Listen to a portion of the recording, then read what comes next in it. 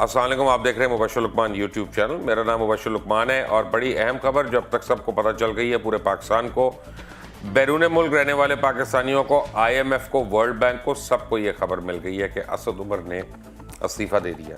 وفاقی وزیر خزانہ فائنانس منسٹر اسد عمر نے انڈر انٹینس پریشر اب وظیفہ دے دیا. خود انہوں نے کہا کہ کل رات کو ان کو بلا کر کہا گیا، اس بابت بات کی گئی اور ان کو کہا گیا کہ آپ پیٹرولیم کی وزارت لے لیں، پیٹرولیم و قدرتی وسائل کی، اور پھر یہ آپ چھوڑ دیں.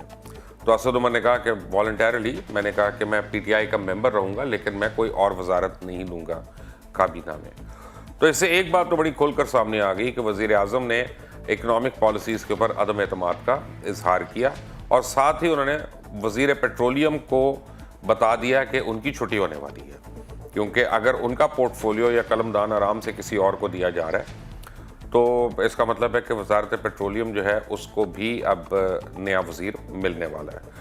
پاکستان تحریک انصاف نے ایک کام ضرور کیا ہے کہ ابھی تک 8 مہینے کے اندر جس آدمی کے اوپر نام آیا، انگلی اٹھی اور یا وہ پرفارم نہیں کر سکا، اس کو انہوں نے فوری طور پہ ریپلیس کیا. 5 لوگ تو ایسے ہیں، اعظم سواتی کو آپ دیکھ لیں، آپ علیم خان کو دیکھ لیں کہ ان کو ریزائن کرنا پڑا فوری طور پہ جب نیب نے ان کو اپریہینڈ کیا. شہباز شریف نے ریزائن نہیں کیا ان کے برعکس، یعنی اور لوگوں نے بھی نہیں کیا، لیکن انہوں نے کیا، کیریکٹر دکھایا. اس کے بعد فیاض الحسن چوہان، ان کو ریپلیس کیا گیا ایک سیریز آف بیڈ پرفارمنسز کے بعد. اور بابر اوان جو ہیں وہ شارٹ ایک فیڈرل منسٹر تھے ایڈوائزر بن کے، لیکن جب ان کا کیس کھلا تو بابر اوان کو بڑے آرام سے سائڈ پہ کر دیا گیا. یعنی تحریک انصاف جو ہے وہ ایک لو پرفارمر کو، سلو پرفارمر کو، اور دوسرا جو ہے وانٹڈ بائی لا انفورسمنٹ، ان دونوں کو پروٹیکٹ کرنے کے لیے نہیں بیٹھی یہاں پہ. اب یہ بھی ہمارے پاس اطلاعات ہیں کہ 4 مزید وزراء جو ہیں وفاقی کابینہ میں اور 3 سے 4 جو ہیں پنجاب کی کابینہ میں تبدیلی کے امکانات ہیں. ایک تو جو نام ہمیں پتہ چل گیا ہے وہ شہریار افریدی ہیں کہ ان کو اب گھر جانا پڑے گا، اور ان کی جگہ متوقع چینج جو ہے وہ بریگیڈیئر اعجاز شاہ ہیں، جو اس سے پہلے پالیٹکس میں آنے سے پہلے ڈائریکٹر IB بھی رہ چکے ہیں انٹیلیجنس بیورو کے. تو بریگیڈیئر اعجاز شاہ جو ہیں اس وقت تو کافی اسٹرانگ کینڈیڈیٹ ہیں.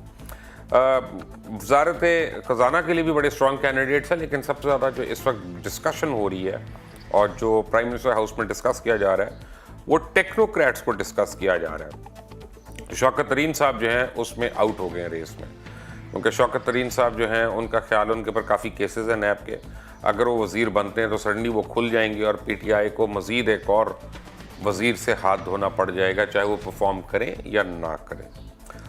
اور عشرت جو ہیں، عشرت حسین، ان کے متعلق مجھے پتا چلا ہے، آئی ہوپ کہ یہ خبر غلط ہو، میں وثوق سے تو نہیں کہہ رہا، لیکن یہ کہ اللہ کرے کہ خبر غلط ہو، کہ ان کو ٹیومرز ڈیولپ ہو گئے ہیں اور وہ غالباً میلیگننٹ بھی ہو سکتے ہیں، تو ان کی صحت ان کو اجازت نہیں دے رہی. تو شمشاد اور دیگر 1-2 لوگ جو ہیں وہ اندران ہیں. ڈاکٹر سلمان شاہ نے بڑی کوشش کر لی ہے، وہ پنجاب کی حد تک ہی رہیں گے اور وہ فیڈرل گورنمنٹ میں نہیں ان کو لیا جائے گا. کچھ اور وزیر جو چینج ہونے کی امید ہے، اس میں کراچی کے ایک بڑے یعنی کنٹروورشل پرسنالٹی ہیں، وہ اپنی وزارت سے ہاتھ دھو سکتے ہیں اس وقت. اور دھونا تو فواد چودھری کو بھی چاہیے تھا. فواد چودھری نے پچھلے 8 مہینے میں حکومت کو بارہا جو ہے وہ شرمندہ کیا ہے. لوگ بھول جاتے ہیں، میموریز چھوٹی ہوتی ہیں، لیکن آپ دیکھیں نا کہ جب اسد عمر صاحب کے ریزائن کی یا متوقع تبدیلی کی اطلاع چینلز نے دی تھی، 4-5 چینلز نے کچھ دن پہلے، کوئی 4-5 دن پہلے ہی دی تھی انہوں نے، تو فواد چودھری نے آ کے کیٹیگوریکلی اس کو ڈینائی کیا اور کہا کہ یہ غلط ہے، جھوٹ ہے، اور یہ لوگ پتہ نہیں کیا کیا کہاں سے خبریں لے آتے ہیں. اور پیمرا سے ان چینلز کو نوٹسز بھجوائے گئے. سوال یہ ہے کہ کیا اس شخص میں اتنی انٹیگریٹی ہے، اتنا آنر ہے کہ اب یہ ریزائن کرے؟ نہیں کریں گے، بالکل نہیں کریں گے، کیونکہ اس کے لیے اسٹرانگ کیریکٹر کی ضرورت ہوتی ہے. بٹ اینی وے، میں اس وقت گراج میں نہیں بات کر رہا. اور ساتھ ہی مجھے بلاول زرداری کی بات پہ بھی مجھے بڑی حیرانی ہوئی ہے، جو انہوں نے آتی ایک اسٹیٹمنٹ دی، 1 وکٹ اڑا دی ہم نے. کون سی وکٹ آپ نے اڑائی؟ یہ آپ کے کسی زور کی وجہ سے اسد عمر نہیں گئے. اسد عمر نے والنٹیرلی یہ فیصلہ کیا کہ وہ کابینہ کا حصہ نہیں رہیں گے. ایک انہوں نے آنریبل سٹیپ لیا. وزیر اعظم پاکستان نے اپنی صوابدیدی اختیار استعمال کرتے ہوئے ان کو کہا کہ وہ یہاں کے وزیر اب نہیں رہیں گے اور ان کا قلمدان چینج کر دیا جائے گا. تو اسے پیپلز پارٹی اب بلاول کا کریڈٹ کہاں سے آ گیا؟ انہوں نے کون سا ایسا کمال کر دیا؟ آپ بلاول صاحب جائیں اور پلیز نیب کے کیسز سے بچ لیں تو وہی بڑی مہربانی ہے, اور اس کے بعد دوسروں کو کرٹیسائز کریے گا. But having said that, Sharif family کے اوپر بھی برا وقت آ رہا ہے. شریف فیملی نے فیصلہ کر لیا ہے کہ نواز شریف کا اب علاج کروانا پڑے گا, کسی نہ کسی طرح علاج کروانا پڑے گا, چاہے چھوٹی موٹی سرجری کروا ہی ڈالے. اور اب یہ طے ہوا ہے, مجھے ان کے خاندان کے قریبی ذرائع نے یہ بتایا ہے کہ انگلینڈ سے ٹیم جو ہے ڈاکٹرز کی وہ پاکستان آئے گی. ہو سکتا ہے انگلینڈ ہو سکتا ہے کوئی اور ملک ہو, لیکن باہر سے ٹیم آف ڈاکٹرز جو ہے وہ پاکستان آئے گی. اور امپورٹنٹ بات یہ ہے کہ کیا حالے کلینک کے ڈاکٹرز آئیں گے یہاں پہ کہ نہیں, کیونکہ ان کا طرح امتیاز یہ ہے, وہ کہتے ہیں کہ جی وہی ڈاکٹرز جنہوں نے پہلے علاج کیا تھا یا پہلے سرجری کی تھی انہی کو دکھانا ہے. تو اب دیکھتے ہیں کہ کہیں اور سے آتے ہیں کہ ہارلے کلینک سے آتے ہیں, ورنہ وہ پورا کیس ان کا ویک ہو جاتا ہے. اور یہ ان کو کرانا ہے بالکل جیل جانے سے پہلے. یہ سب کچھ اگلے 2-4 دن میں میرا خیال ہے یہ آفیشلی PMLN کے لوگ جو ہے یہ اس کا اعلان بھی کر دیں گے باضابطہ, یا مریم بی بی خود کر دیں گی باضابطہ اعلان اس بات کا کہ ان کے والد کے لیے باہر سے معالج آ رہے ہیں. حمزہ شہباز شریف نے بڑا زور لگا لیا اور اب آخری بار بیل لے کے بیٹھ گئے ہیں. یہ ان کا کہنا ہے اپنے قریبی ساتھیوں کو.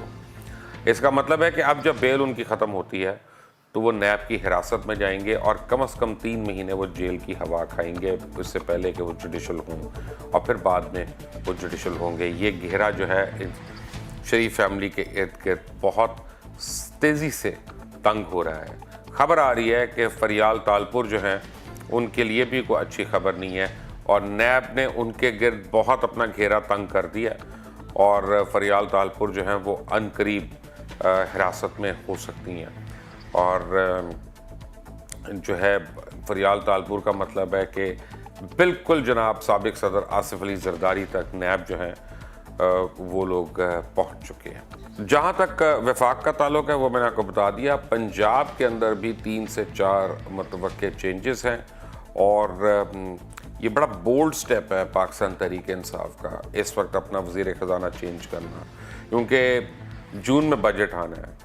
تو جو بھی نیا وزیر خزانہ ہوگا اس کو مورلیس یا یہ پالیسی لینی پڑے گی, یا اس کو IMF کی جو شرائط اب اسد عمر طے کر کے آئی ہیں اس کو وہ لے کر اپنے بجٹ میں انکارپوریٹ کرنی پڑے گی اور آگے چلنا پڑے گا. لیکن اسد عمر کے سائڈ پہ ہونے سے اس وقت پاکستان تحریک انصاف جو ہے وہ پولیٹیکلی بینیفٹ کرے گی.